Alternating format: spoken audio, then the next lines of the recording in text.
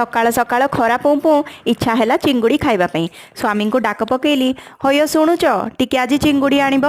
पति परमेश्वर चिंगुड़ी धरी हाजर। चिंगुड़ी को धोई मेरिनेट कर देइथिली सोरिष तेल धला राशि आउ सबु मसला पकई कड़ाई रे टिके सोरष तेल पकई चिंगुड़ी को लाल करी भाजी देइथिली। सेई कड़ाई रे टिके पानी देइकी 3टा आलू को छोट छोट काटी सिझाई देइथिली। तापरे किछि मसला नेकी ग्राइंडिंग जार रे पीसी देइथिली। आउ सेम कड़ाई रे टिके पियाज आउ मसला बटा भल भाबरे मु कसिथिली। 2टा पियाज नेइथिली गोटिए बाटिथिली गोटिए कसिथिली। हळदी लुण लंका गुंड आउ टिके मटन मसला पकेइथिली।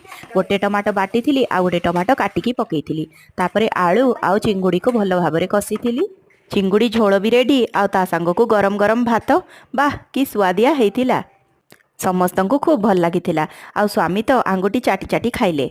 भिडियोटी मन को छुई थिले लाइक कमेंट निश्चय करदेबे। आउ सब्सक्राइब बटन टी फ्री रे चिपिले गोटे भी भिडियो आगो को मिस करिवेनी।